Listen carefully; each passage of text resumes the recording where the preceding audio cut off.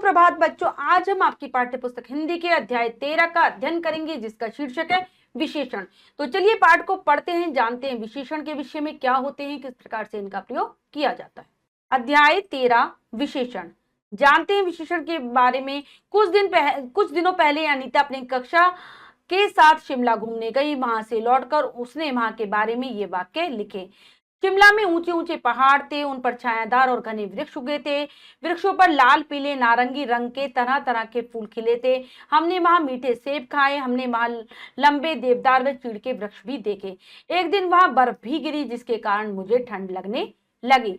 उपयुक्त वाक्यों में ऊंचे ऊंचे, छायादार, घने, लाल पीले नारंगी, मीठे, लंबे, ठंड शब्द संज्ञा या सर्वनाम की विशेषता बता रहे हैं। इन शब्दों को विशेषण कहते हैं। विशेषण जिन शब्दों की विशेषता बताते हैं उन्हें विशेष्य कहते हैं। तो बच्चों, जो संज्ञा और सर्वनाम की विशेषता यानी कि उनके गुण दोषों को बताते हैं, अच्छाई बुराई को बताते हैं, वही विशेषण कहे जाते हैं। तो और जिसकी विशेषता बताई जाए वो होता है विशेष्य। जैसे मीठे सेब, तो मीठे क्या है? विशेषण, और सेब क्या हो गया? विशेष्य। क्योंकि सेब एक संज्ञा शब्द है और उसकी विशेषता बताई जा रही है, वो हो गया विशेष्य। जो शब्द संज्ञा या सर्वनाम की विशेषता बताते हैं उन्हें विशेषण कहते हैं। ये परिभाषाएं याद करेंगे। विशेषण शब्द जिन संज्ञा या सर्वनाम शब्दों की विशेषणता बताते हैं उन्हें विशेष्य कहते हैं। जिन संज्ञा और सर्वनाम की विशेषता बताई जाती है वो है विशेष्य। अब आता है विशेषण के भेद। विशेषण के निम्नलिखित 4 भेद होते हैं, चारों के बारे में जानेंगे। नंबर 1 है गुणवाचक विशेषण। जो शब्द संज्ञा या सर्वनाम के गुण, दोष, आकार, स्थिति, रंग, गंध, अवस्था, स्वाद, स्पर्श आदि का बोध कराते हैं उन्हें गुणवाचक विशेषण कहते हैं। किस प्रकार से कराएंगे? जैसे अच्छा हो गया गुण, कंजूस हो गया दोष, काला रंग, गोल आकार, बीमार हो गया स्थिति, कमजोर हो गया दशा और सूखा हो गया अवस्था, मुलायम स्पर्श, मीठा स्वाद, सुगंध, गंध आदि। सुगंध क्या हो गई? गंध हो गई एक तरीके से। ये सारे हमारे गुणवाचक हैं। फिर आते हैं परिमाणवाचक विशेषण। जिन शब्दों से संज्ञा या सर्वनाम के परिमाण यानी कि नाप तोल या मात्रा का बोध होता है वही परिमाणवाचक है। जैसे 5 किलोग्राम, 30 दर्जन, कुछ, थोड़ा, कुछ, बहुत आदि। ऐसे ये सारे हमारे परिमाण हैं, वाचक विशेषण है। परिमाणवाचक विशेषण के 2 भेद होते हैं, 2 प्रकार हैं। निश्चित परिमाणवाचक विशेषण जो निश्चित मात्रा या मापतोल को बताते हैं, जैसे 4 लीटर, 6 कोड़ी आदि। अनिश्चित परिमाणवाचक विशेषण जो अनिश्चितता यानी कि हम अनिश्चित परिमाण को बताने वाले, मतलब हम निश्चित तौर पर नहीं कह सकते कि कितनी मात्रा में है, कितना किलो है, इसकी कितनी नाप तोल है। जैसे थोड़े चने, बहुत लोग आदि उदाहरण हो गए। अगला है संख्यावाचक विशेषण।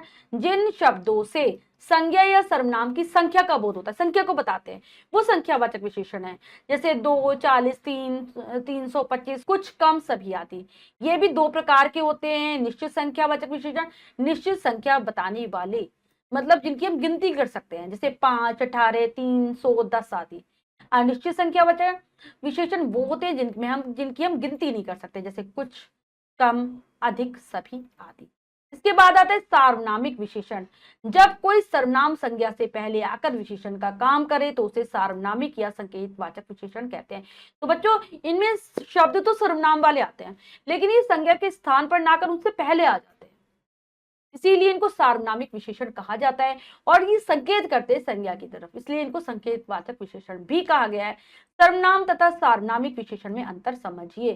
सर्वनाम और ये है सार्वनामिक विशेषण। वह खेलती है, सर्वनाम।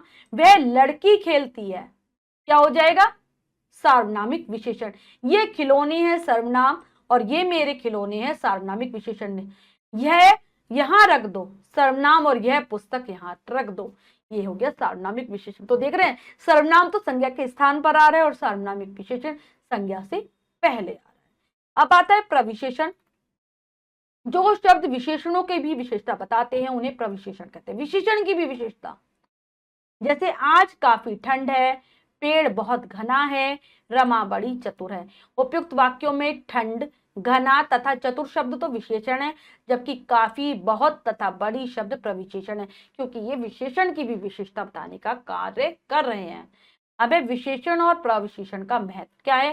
कहने का आशय यह है कि विशेषण और प्रविशेषण विशेष्य की अवस्था का वर्णन करते हैं कि वह कैसा है। जैसे उपयुक्त उदाहरणों में यदि प्रश्न करे कि दिन कैसा है, पेड़ कैसा होता है, रमा कैसी है, तो इन सभी के उत्तर क्रमशः काफी, ठंड, बहुत घना और बड़ी चतुर है।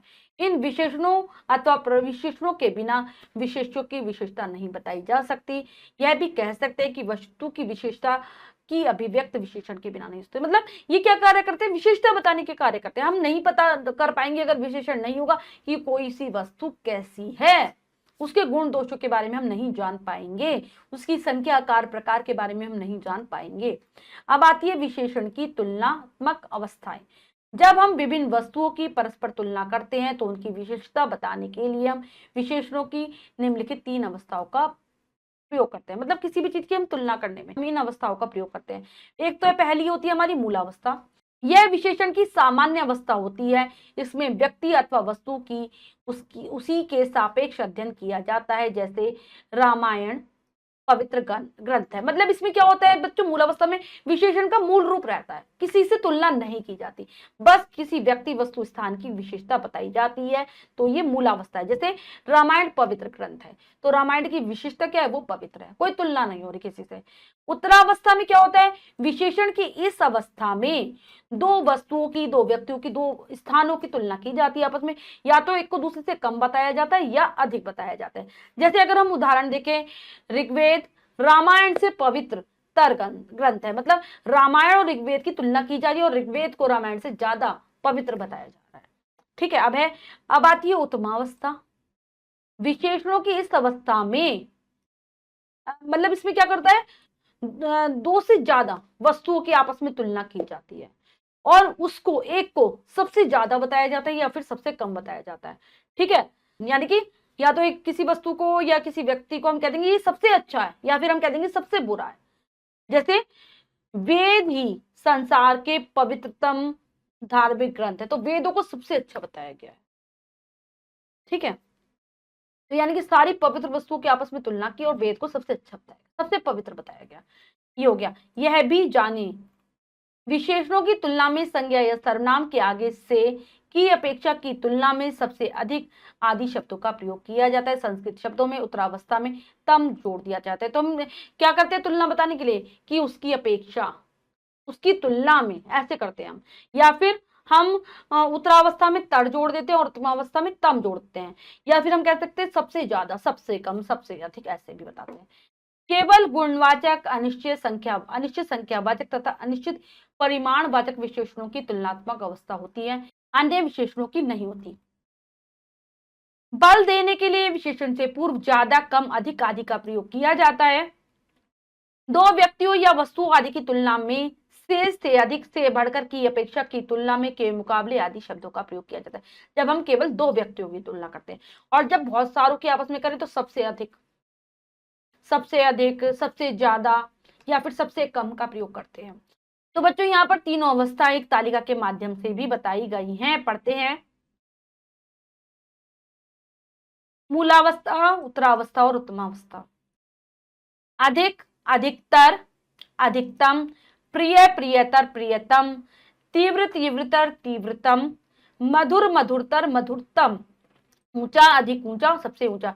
तो मूलावस्था में वैसा ही रहेगा शब्द, उत्तरावस्था में तर लगाएंगे और उत्तमावस्था में तम लगाएंगे। आगे है विशेषणों की रचना। बनावट की दृष्टि से विशेषणों को दो भागों में बांटा जा सकता है। मूल विशेषण।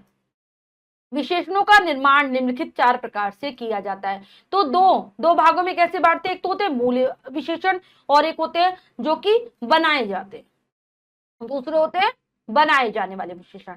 तो विशेषण 4 प्रकार से बनाए जा सकते हैं। जैसे पहला है संज्ञा शब्दों द्वारा। संज्ञा और विशेषण कैसे बनाते हैं देखते हैं। आलू या आलू प्रत्यय जोड़कर, कृपा, कृपालु, ढाल, ढालू। एक प्रत्यय जोड़कर भी अर्थ, आर्थिक, पक्ष, पाक्षिक। इत प्रत्यय जोड़कर बनाएंगे अपमान, अपमानित, आनंद, आनंदित। ई प्रत्यय जोड़कर बनाए जाते हैं अहंकार, अहंकारी, लालच, लालची। ई प्रत्यय जोड़कर पठन, पठनीय, दर्शन, दर्शनीय। ईला प्रत्यय जोड़कर बनाते खर्च, खर्चीला, नशा, नशीला। मान और मति प्रत्यय जोड़कर बनाते श्री, श्रीमान, श्रीमती, कीर्ति, कीर्तिमान। वान और वती प्रत्यय जोड़कर बनाते गुण, गुणवान, गुणवती, धन, धनवान, धनवती। अन्य प्रत्यय जोड़कर, हत्या में अन्य प्रत्यय जोड़ा तो हत्यारा, भीख से भिकारी, डर से डरावना और चाचा से चचेरा बना। अब इस सर्वनाम द्वारा भी विशेषण का निर्माण होता है, तो यहाँ पर हम सर्वनाम जानेंगे, सर्वनाम से हम कैसे विशेषण बना सकते हैं। जैसे यह, ऐसा, इसका, वह, वैसा, उसका, जो, जैसा, जिसका, कौन, कैसा, किसका, मैं, मेरा और तुमसे तुम्हारा। क्रिया द्वारा विशेषण की रचना होती है। क्रिया विशेषण देखेंगे कैसे बनेंगे। देखा में ना जोड़ा तो दिखावटी, पढ़ना, पढ़ से पढ़ाकू, कमा, ना से कमाऊ, बेचना, बिकाऊ, भूलना से भुलक्कड़ और बनाना से बनावटी बना। एक तो बच्चों यहाँ पे जो ना लगा है ना, क्रिया का सामान्य रूप है और देख क्या है, इसकी धातु है, ठीक है, ये ध्यान रखेंगे। अव्यय द्वारा कैसे बनाएंगे देखते हैं। अव्यय विशेषण तालिका से, ऊपर ऊपरी, नीचे निचला, बाहर बाहरी, पीछे पिछला, आगे अगला और भीतर से भीतरी। उपसर्ग द्वारा भी बनते हैं शब्द और उपसर्ग। डर, नी जोड़ा तो निडर, बल में नी जोड़ा तो निर्बल, बल में क्या जोड़ा है, निर। दोष में निर जोड़ा तो निर्दोष और गम में सु जोड़ा तो सुगम। ये है हमारे क्या है, विभिन्न प्रकार के विशेषणों का निर्माण किस प्रकार से संज्ञा द्वारा, संज्ञा के द्वारा हम करते हैं, अव्यय के द्वारा करते हैं, उपसर्ग के द्वारा करते हैं, सर्वनाम के द्वारा करते हैं और क्रिया के द्वारा करते हैं। अब हम अभ्यास कार्य कर लेते हैं बच्चों। आओ कुछ करें में से सही विकल्प पर सही का चिन्ह लगाइए। तो बच्चों में सही विकल्प को चुनना है और सही का निशान लगा देना है। करते हैं। संज्ञा या सर्वनाम की विशेषता बताने वाले शब्द कहलाते हैं संज्ञा, सर्वनाम, विशेषण या फिर क्रिया। तो विशेषण, विशेषण कितने प्रकार के होते हैं, 2, 3, 4, 7, तो ये 4 प्रकार के होते हैं।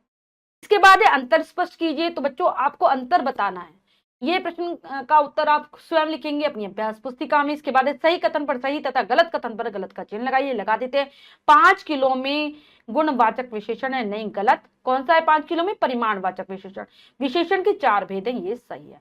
तो बच्चों हमने पाठ को बहुत अच्छे से समझकर पढ़ा और अभ्यास कार्य किया। इसके अतिरिक्त जो भी कार्य है वो आप स्वयं करेंगे सुंदर अक्षरों में अपनी अभ्यास पुस्तिका में। बच्चों आज हमने पाठ के माध्यम से विशेषण के विषय में जाना। आशा करती हूँ यह पाठ आप बहुत अच्छे से समझ गए होंगे। पाठ को फिर से पढ़ेंगे। मिलते हैं अगली कक्षा में नए पाठ के साथ। तब तक के लिए स्वस्थ रहिए, प्रसन्न रहिए। धन्यवाद।